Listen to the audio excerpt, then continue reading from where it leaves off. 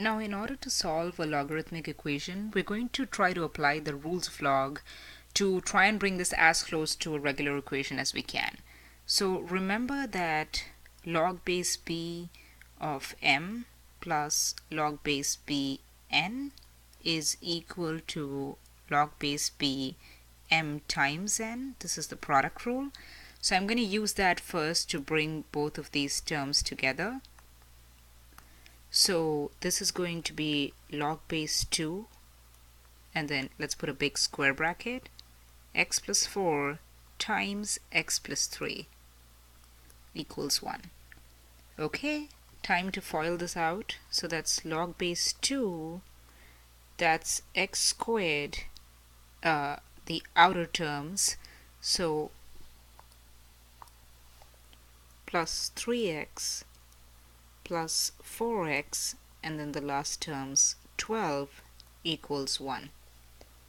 That means log to the base 2 x squared plus 7x plus 12 is equal to 1. Now, since I can't go anywhere else with this log, I'm going to use the next best thing I can do, convert this to an exponential equation.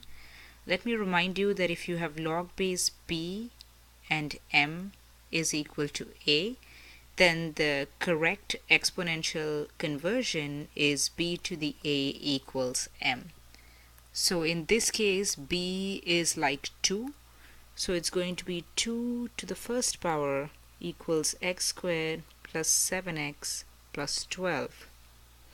2 to the 1 is just 2, and in order to solve this, now this is now a quadratic equation, so in order to solve it, I'm going to subtract 2 from both sides of the equation, and on the left hand side the 2 cancels, and on the right hand side I get, so the left hand side is just left with 0, and the right hand side I get x squared plus 7x plus 12 minus 2.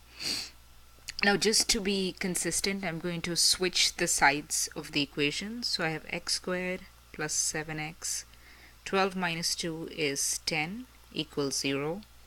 Now, in order to solve this equation, we want to be able to find two numbers that multiply to give us 10, and since we have a plus sign everywhere, two numbers that add up to give us 7. That's quite easy. These two numbers will be 5 and 2. So that means I have x plus 5 times x plus 2 equals 0. The product of two numbers being equal to 0 means either x plus 5 is equal to 0 or x plus 2 is equal to 0. Now this could either mean x is equal to negative 5 or x is equal to negative 2. However, we're not done yet, because remember that what we were dealing with is a log equation. So I'm going to rewrite the equation here. What we had was log base 2 x plus 4 plus log base 2 x plus 3 equals 1. Now we have to make sure that both of these numbers work. So let's see.